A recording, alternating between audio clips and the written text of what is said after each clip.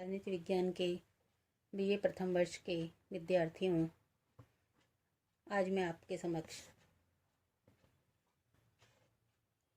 आपके द्वितीय प्रश्न पत्र भारतीय राजनीतिक विचारक के अंतर्गत प्राचीन भारतीय विचारक शुक्राचार्य या शुक्र के अनुसार शासक या राजा की सत्ता पर क्या क्या नियंत्रण या प्रतिबंध होने चाहिए, इस बारे में विस्तार से चर्चा करना चाह रही हूँ।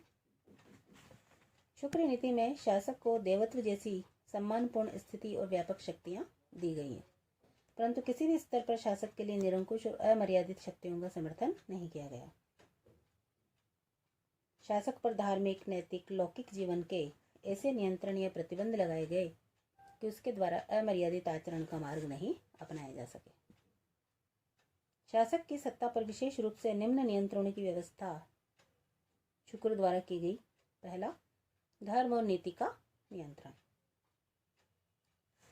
शुक्र ने शासक से अपेक्षा की कि वह सदैव धर्म और नीति के नियंत्रण में रहेगा तथा किसी भी रूप में उच्छृंखल व्यवहार को नहीं अपनाएगा। दूसरा, शासक पर वित्तीय नियंत्रण।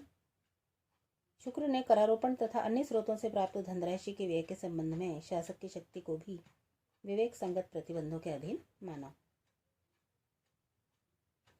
शुक्र ने राजा को यह चेतावनी दी कि वह कभी भी निजी आवश्यकता के लिए जनता से कर वसूल नहीं करे। तीसरा, मंत्रियों और सभासदों से परामर्श की अनिवार्यता। शुक्र ने इस बात पर भी बल दिया कि शासन व्यवस्था के संचालन जैसा महान कार्य शासक के द्वारा अकेले नहीं किया जा सकता। शासक मंत्रियों की नियुक्ति और उनके परामर्श लेने के लिए बाध्य है।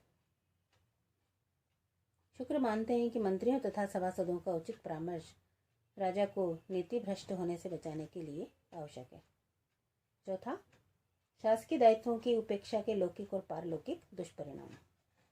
शुक्र नीति में शासक को परामर्श दिया गया है कि वह शासकीय शक्ति का प्रयोग उचित और न्यायपूर्ण रीति से करे तथा उसे गंभीर चेतावनी दी गई है कि वह शासकीय दायित्वों की उपेक्षा के गंभीर लौकिक और पारलौकिक दुष्परिणाम होंगे। पांचवा, जनता व जनमत का नियंत्रण। शुक्र नीति में शासक के आचरण पर जनता और जनमत के प्रभावी नियंत्रण की व्यवस्था की गई है। शुक्र ने इस संदर्भ में जनता को अभिव्यक्ति की स्वतंत्रता तथा जनता द्वारा शासक के निंदा आलोचना करने के अधिकार को स्वीकार किया। छठा प्रमुख जो प्रतिबंध है कि राजा के व्यक्तिगत गुण और कठोर दिनचर्या। शुक्र नीति में राजा के लिए जिन व्यक्तिगत गुणों पर बल दिया गया है उसके आधार पर भी शासक के मर्यादित शासक होने की आशा की जा सकती है। शुक्र के अनुसार राजा को विद्वान, न्यायी, विनीत तथा लोकप्रिय होना चाहिए।